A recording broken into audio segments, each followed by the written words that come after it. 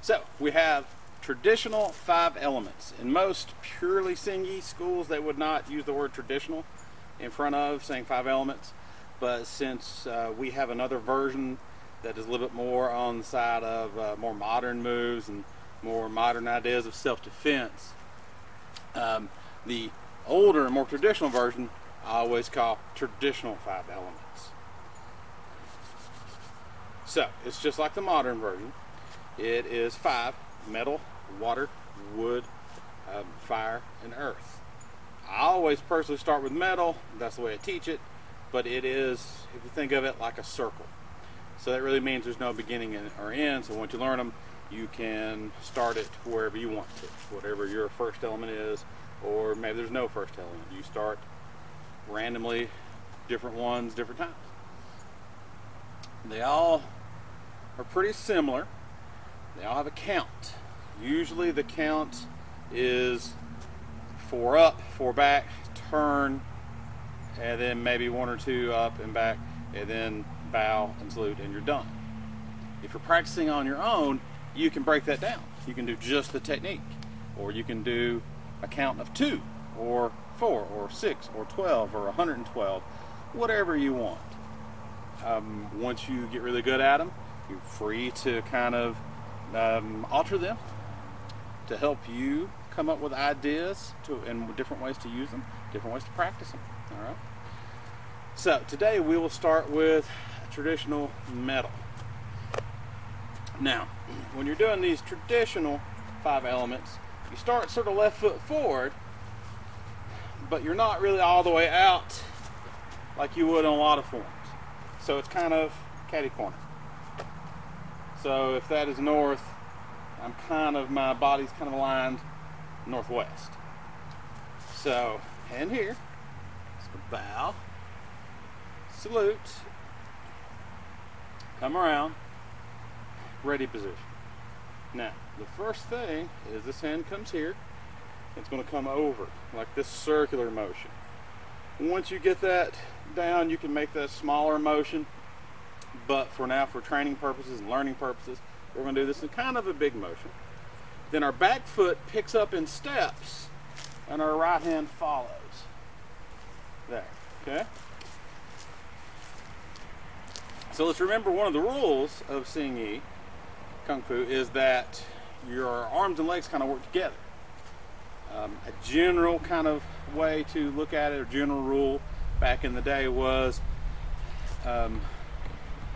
wrists and ankles, elbows and knees, shoulders and hips, head, neck, hips. Like there's an alignment. Okay, so all these things are working on the alignment. So bow, salute.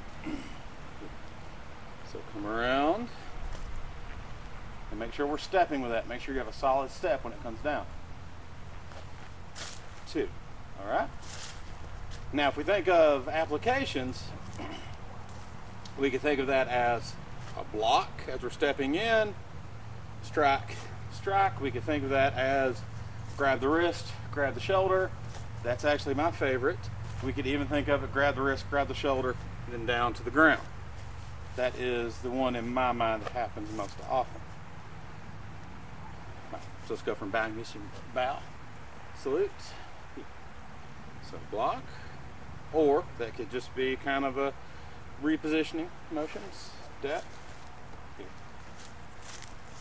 Again, bow, salute, around. Okay, so now that's the motion.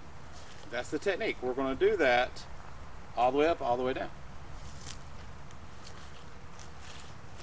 So if we're doing the actual form, we bow, salute. So 1, 2, 3, 4. I'll turn in my traditional turn. 1, 2, 3, 4. Turn. Now, I could go up 2 more, but I'm feeling pretty good here. So, salute and bow. All right, so let's do it one more time, facing the other direction. Then I'll do it facing the camera. So remember now, I'm still going, if that was north and I was going northwest, so that's south, southeast. So I'm still going at that caddy corner, that corner. So bow, salute. So 1, 2, 3, 4. Turn. 1, 2, 3, 4. Turn. Salute and back. Now we're going to do it with me facing the camera. So I am here, caddy corner again. Bow. Salute. So 1, 2. Just like a lot of the traditional forms, we're going to be on our center line here. 3, 4. And I'll turn. 1, 2, 3, 4. Sorry to put my back to you, but I wanted to keep it consistent. So that is traditional metal as I teach it and as I practice it.